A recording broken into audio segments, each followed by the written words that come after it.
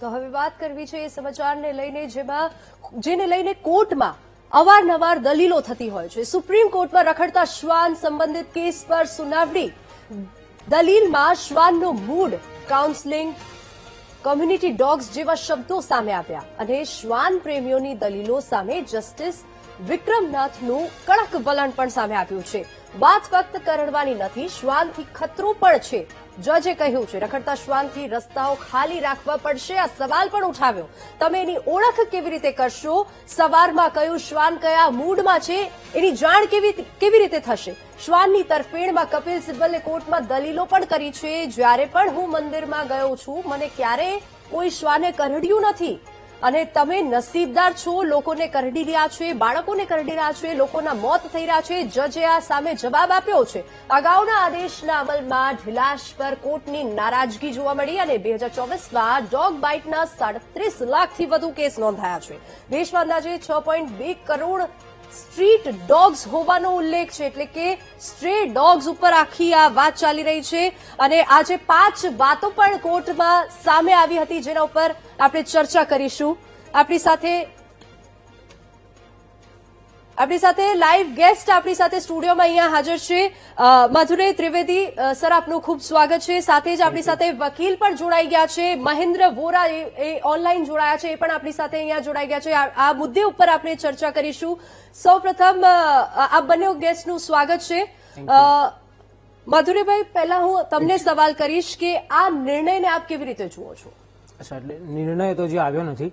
આજે કોર્ટમાં બંને સાઈડે દલીલ કરી હતી અને આજે પહેલી વાર એવું થયું હતું કે જે સંસ્થાઓ હતી, ડોગ લવર્સ હતા કે બેઝિકલી એનિમલ લવર્સ હતા, એમની માટે કોર્ટે સાંભળ્યું હતું, સમય આપ્યો હતો। નહીં તો આજ સુધી આ હિયરિંગમાં એવું હતું કે સમય મળ્યો જ નહોતો। એટલે આજે પહેલી વખત એવું થયું કે સમય પૂરતો મળ્યો હતો, બધી દલીલો સાંભળી હતી અને હજી પણ દલીલો બાકી છે ઘણી ખરી। એ બધી દલીલો કાલે કન્ટિન્યુ થશે એવું કોર્ટે જાણ કરી હતી। જી, આ દલીલની વાત આપે કરી, પણ આપ એક પ્રાણી ડોગ લવર તરીકે આપ આ કેવી રીતે આ દલીલને કેવી રીતે, આ મુદ્દાને કેવી રીતે જોવો છો? કારણ કે આ ખૂબ ગંભીર મુદ્દો છે। એક તરફ કોર્ટ એવું કહે છે કે જે શાળાઓ છે, કોર્ટ પરિસર છે, હોસ્પિટલ્સ છે, ત્યાં રખડતા શ્વાન ઉપર પ્રતિબંધ હોવો જોઈએ। બરાબર છે, તો આપ શું માનો છો? પ્રતિબંધ તમે લાવશો કેવી રીતે? સૌથી પહેલા તે સવાલ હતો।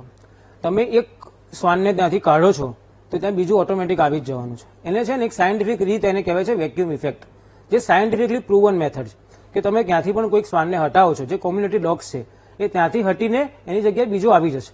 તો અત્યારે જે ત્યાં ડોગ્સ રહેતા હતા એ બધા કદાચ ન્યુટર્ડ હશે, એ વેક્સિનેટેડ હશે, એમને તમે ત્યાંથી ધકેલી દેશો અને એની બદલે જે આવશે એ કદાચ રેબીઝ વાળા આવશે, કદાચ એ લોકો ન્યુટર્ડ નહીં હોય। એવું તો થવાનું નથી કે આવવાના નથી। આ દેશમાં જેમ તમે કીધું 6.5 કરોડ કૂતરાઓ છે કે શ્વાન છે, તો એનું ધ્યાન કોણ રાખશે? એનું ધ્યાન રાખે છે કોમ્યુનિટી। આજે એક સ્કૂલ છે કે કોલેજ છે, એમાં કદાચ હશે ઘણા બધા કે 70-80% લોકો હશે જેને કોઈ ધ્યાન નહીં રાખતું હોય, પણ 10-15% લોકો એવા પણ હશે જે ધ્યાન રાખતા હશે। તો એવું પણ બને છે કે તમે એવું કહો છો કે નિકાળી દો, એનાથી કઈ નિકાલ નથી આવવાનો, એનાથી પ્રોબ્લેમ વધવાનો જ છે। પ્રોબ્લેમ સોલ્વ ત્યારે થશે જયારે આપણે જોડે રહેતા શીખીશું, એમને સાચવતા શીખીશું। મધુરભાઈ, આપણી સાથે વકીલ મહેન્દ્ર વોરા પણ જોડાઈ ગયા છે। મહેન્દ્રભાઈ, ખૂબ સ્વાગત છે આપનું વીટીવી ન્યૂઝ પર। મહેન્દ્રભાઈ, મધુરભાઈનું એવું કહેવું છે કે આ જો પ્રતિબંધ મૂકવામાં આવશે તો આ પરિસ્થિતિનો કોઈ નિકાલ નહીં આવે, આ સમસ્યા વધી જશે। આપ શું કહેશો સર? આ બાબતે કૂતરાઓ કાઢવાની સમસ્યા આખા ભારતમાં છે। એ બાબતે નામદાર હાઈકોર્ટમાં, સુપ્રીમ કોર્ટમાં જે અરજીઓ થઈ છે ત્યાં નામદાર કોર્ટનો વ્યૂ એવો છે કે કૂતરાઓ સંખ્યાને નિયંત્રિત કરવામાં આવે। શાળાઓમાં, રસ્તાઓમાં જ્યાં પણ બાળકોને કૂતરાઓ કરડે છે એ બધી જગ્યાએ એને ઓથોરિટીએ એના માટે અમુક વસ્તુ બનાવવી પડશે। અને નામદાર સુપ્રીમ કોર્ટમાં આજે જે સુનાવણી થયેલ છે એ નામદાર કોર્ટમાં જે લોકો અસર કરતા છે, હજી જીવદયા પ્રેમી છે, એ 3 લોકોને સાંભળ્યા છે અને નામદાર સુપ્રીમ કોર્ટનું કહેવું છે કે કૂતરાઓને કેપ્ચરને પકડીને સ્ટેરિલાઇઝ કરવા, સ્ટેરિલાઇઝ કરીને વેક્સિન આપવી અને પછી એમને છોડવા। અગાઉ નામદાર સુપ્રીમ કોર્ટમાં જયારે મહિના પહેલા જયારે સુનાવણી થઈ ત્યારે એવું વાત હતી કે કૂતરાઓને પકડી અને છોડી દેવા, પણ એ ઇમ્પોસિબલ છે કારણ કે એના માટે ઇન્ફ્રાસ્ટ્રક્ચર, સેન્ટર હોમ એ બધા પોસિબલ નથી। પણ એની સામે હાલમાં કૂતરાઓને રસીકરણ કરી કૂતરાઓને અમુક જગ્યાએ છોડવા અને અમુક રિસ્ટ્રિક્શન રાખવું પડે। હાલના સમયમાં નામદાર હાઈકોર્ટમાં પણ ગઈકાલે કૂતરાઓના લીધે વકીલ સાહેબને કૂતરું કરડે અને એ ઇસ્યુ આજે નામદાર ગુજરાત હાઈકોર્ટના એડવોકેટ એસોસિએશનમાં ચર્ચા થઈ, એના માટે પણ નામદાર હાઈકોર્ટમાં રજૂઆત કરવામાં આવેલ છે. એવી જ રીતે શાળાઓમાં એકલ દોકલ વ્યક્તિઓ બાળકો જતા હોય એને કૂતરાઓ કાઢે છે, એ બધું બાઇક અને બાઇકની પાછળ કૂતરા દોડે તો એના લીધે પણ લોકો હેરાન થાય છે અને બાઇકમાંથી લોકો પડીને ઈજાઓ થાય છે. એના માટે જે અરજી થયેલ છે એમાં જીવદયા પ્રેમી અસર કરતા બંને સાંભળી નામદાર કોર્ટે યોગ્ય હુકમ કરવા માટેની વાત કરી છે. હિયરિંગ ચાલુ છે, પણ અલ્ટિમેટલી આપણામાં જે કૂતરાઓની સંખ્યા વધી છે તેને નિયંત્રણ કરવી પડશે, એમને રસીકરણ ખસીકરણ કરવું પડશે અને અમુક જગ્યાએ છોડવા પણ પડશે. કારણ કે નામદાર કોર્ટના હુકમ પ્રમાણે શેલ્ટર હોમ બનાવવા, એના લીધે ઇન્ફ્રાસ્ટ્રક્ચર જોઈએ, એના માટે એના લીધે બાકી ઘણી એવી સમસ્યાઓ છે કે જે લોકોના હક છે, બાળકોના શિક્ષણના કે જે એમાં પણ પૂરતા નાના હોવાથી શેલ્ટર હોમની જગ્યાએ રસીકરણ કરી અને યોગ્ય હુકમ કરવો જોઈએ. એના માટે સુનાવણી ચાલુ છે. અસરકર્તાઓને સાંભળ્યા છે કે જે લોકોને લીધે બાળકોને, બહેનોને અને લોકોને કૂતરાઓ કરડે છે. બીજી બાજુ જે લોકો શ્વાન પ્રેમી છે એમને પણ કોર્ટે કીધેલું છે આજે એડવોકેટ સાહેબ હાજર હતા, કપિલ સિબ્બલ સાહેબ, કે તમને નથી કહ્યું પણ લોકોની સમસ્યા છે, એનું સોલ્યુશન લાવો.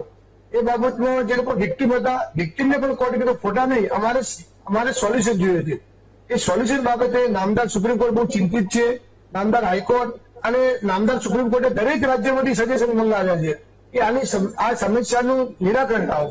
એ નિરાકરણ માટે હાલમાં પણ હિયરિંગ ચાલુ છે, આવતીકાલે પણ ચાલુ રહેવાનું છે અને હાલના દરેક શેરીમાં, જી હોસ્પિટલમાં, મહેન્દ્રભાઈ, ઇવન સરકારી સંસ્થામાં દરેક જગ્યાએ કૂતરાઓ જે રખડે છે અને એના લીધે જે નુકસાન થાય છે, જેના લીધે લોકોને કરડે છે, એની સમસ્યા માટે પણ જે સંસ્થાઓમાં જી, જે હોસ્પિટલ છે ત્યાં પણ સારી રીતે.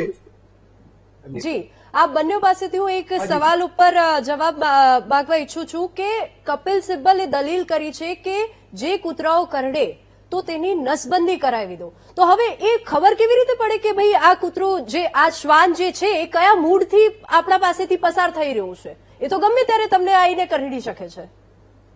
જી મહેન્દ્રભાઈ, એના માટે એવું છે કે એના માટે ટેગ સિસ્ટમ આવે. જે કૂતરું પકડાય એની ટેગ હોય, ખસીકરણ કર્યું એ પ્રમાણે ચાલવું પડશે તો ખબર પડશે કે ભાઈ આમાં કઈ પ્રોબ્લેમ છે કે નહીં. કારણ કે આ તો કૂતરા તો દરેક જગ્યાએ મળવાના, શેરીમાં, બીજે બધે.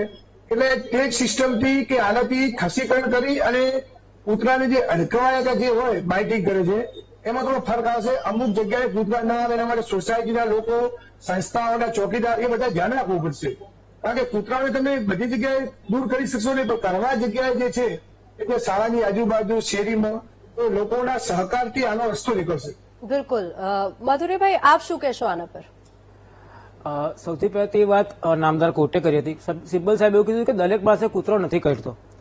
હવે તમે જેમ મને પૂછ્યું કે ખબર કેવી રીતે પડશે કૂતરું કરશે કે નહીં, તો એમ તો કૂતરાને પણ ખબર કેવી રીતે પડશે કે માણસ મને લાકડી મારશે કે નહીં, રાઈટ? એ સેમ વસ્તુ છે, બંને બાજુનો એંગલ છે.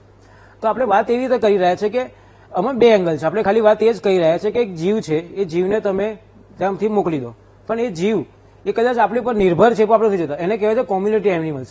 ડોગ્સ આપણા બધાની વચ્ચે રહીને જ જીવે છે, આપણાથી ભરણ પોષણ કરે છે, બધું જ આપણા રીતે થાય છે. તો પછી જસ્ટ બીકોઝ એ ત્યાં રહી નથી શક્યો એટલે આપણે ત્યાંથી એને કાઢી મૂકવાનું, એ વસ્તુ ખોટી છે. અને વાત એવી હતી કે તમને ખબર કેવી રીતે પડે, તો તમે એને કેર આપો, ધ્યાન રાખો. ઘણી સોસાયટી અમદાવાદમાં એવી છે જેમના કૂતરાઓને ખવડાવે છે, સાચી સરસ રીતે રાખે છે, સાચવે છે, તો ત્યાં કોઈ એગ્રેસિવ ડોગની કમ્પ્લેન આવતી જ નથી અને તમને અધરક મળી રહેશે. જેમ આપણી ઘણી કોલેજો છે, સ્કૂલો છે, યુનિવર્સિટી છે અમદાવાદમાં, જે એમના ડોગ્સને સાચવે છે. અને ડોગ સાચવે છે, સ્ટુડન્ટ સાચવે છે, ટીચર્સ સાચવે છે, ધ્યાન રાખે છે કે કોઈ બધા સ્ટેરિલાઇઝ છે, વેક્સિનેટ છે, તો ધ્યાન રાખવું જ પડે. જે કોર્ટે આજે કીધું કે બધા સ્ટેરિલાઇઝ હોવા જોઈએ, વેક્સિનેટ કરવા જોઈએ અને પાછળ જગ્યાએ છોડવા જોઈએ, એ મુદ્દા પર તો અમે પણ એગ્રી કરીએ છીએ કે મુદ્દો હોવો જ જોઈએ. જી જી જી, મહેન્દ્રભાઈ અને માધુરીભાઈ, આપ બંને જોડાયા બદલ ખૂબ ખૂબ આભાર.